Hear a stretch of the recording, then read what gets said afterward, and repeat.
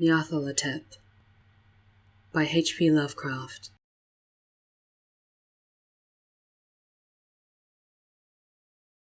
Nyarlathotep, the crawling chaos. I am the last. I will tell the audient void. I do not recall distinctly where it began, but it was months ago. The general tension was horrible. To a season of political and social upheaval was added a strange and brooding apprehension of hideous physical danger. A danger widespread and all-embracing. Such a danger as may be imagined only by the most terrible phantasms of the night. I recall that the people went about with pale and worried faces, and whispered warnings and prophecies, which no one dared consciously repeat or acknowledge to himself that he had heard. A sense of monstrous guilt was upon the land, and out of the abysses between the stars swept chill currents that made men shiver in dark and lonely places. There was a demonic alteration in the sequence of the seasons. The autumn heat lingered fearsomely, and everyone felt that the world and perhaps the universe had passed from the control of known gods or forces to that of gods or forces which were unknown. And it was then that Nyarlathotep came out of Egypt. Who he was, none could tell, but he was of the old native blood and looked like a pharaoh. The fella had knelt when they saw him, yet could not say why. He said he had risen up out of the blackness of 27 centuries, and that he had heard messages from places not on this planet. Into the lands of civilization came Nyarlathotep, swarthy, slender, and sinister, always buying strange instruments of glass and metal and combining them into instruments yet stranger. He spoke much of the sciences, of electricity and psychology, and gave exhibitions of power which sent his spectators away speechless, yet which swelled his frame to exceeding magnitude. Men advised one another to see Nyarlathotep, and shuddered, and where Nyarlathotep went, rest vanished. For the small hours were rent with the screams of nightmare. Never before had the screams of nightmare been such a public problem. Now the wise men almost wished they could forbid sleep in the small hours, that the shrieks of cities might less horribly disturb the pale, pitying moon as it gleamed on green waters gliding under bridges, and old steeples crumbling against a sickly sky.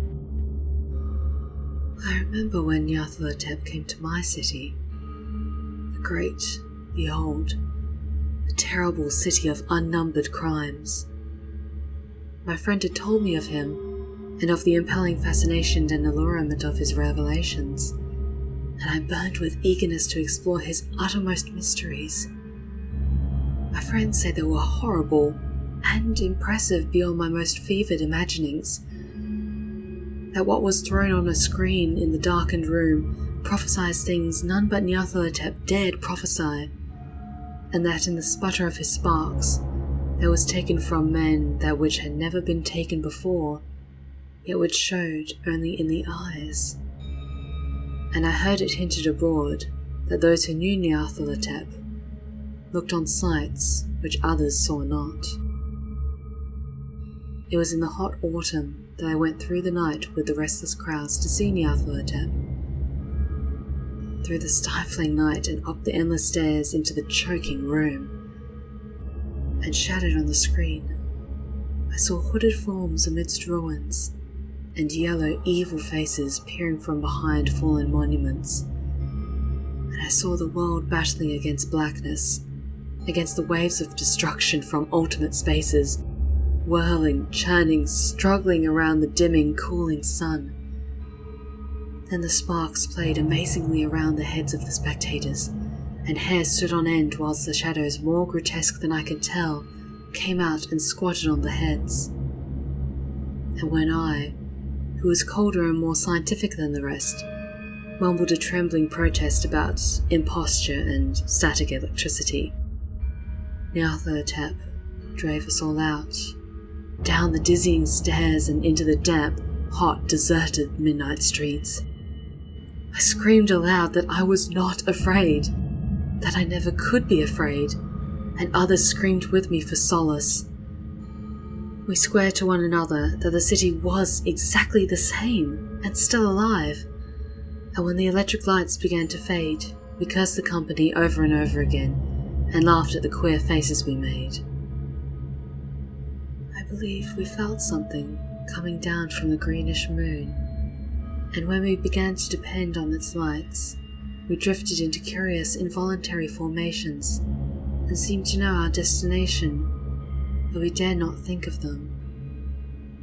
Once we looked at the pavement and found the blocks loose and displaced by grass, with scarce a line of rusted metal to show where the tramways had run. And again, we saw a tram car, lone, windowless, dilapidated, and almost on its side. When we gazed around the horizon, we could not find the third tower by the river, and noticed that the silhouette of the second tower was ragged at the top. When we split up into the narrow columns, each of which seemed drawn in a different direction, one disappeared in a narrow alley to the left, leaving only the echo of a shocking moan. Another flared down a weed-choked subway entrance, howling with a laughter that was mad. My own column was sucked towards the open country, and presently felt a chill, which was not of the hot autumn, for we stalked out onto the dark moor. We beheld around us the hellish moon glitter of evil snows. Trackless, inexplicable snows, swept asunder in one direction only, where lay a gulf all the blacker for its glittering walls. The column seemed very thin indeed as it plodded dreamily into the gulf.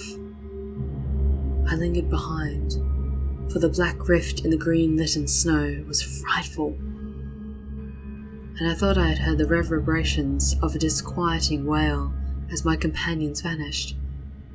But my power to linger was slight, as if beckoned by those who had gone before.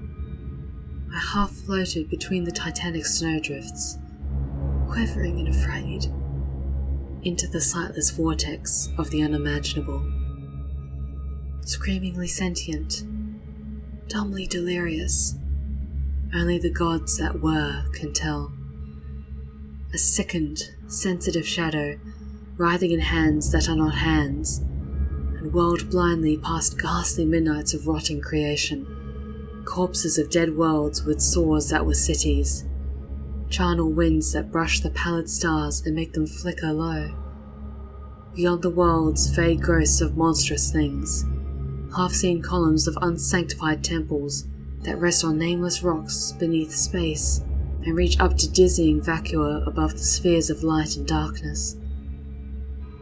And through this revolting graveyard of the universe, the muffled, maddening beating of drums, and thin monotonous whine of blasphemous flutes from inconceivable, unlighted chambers beyond time.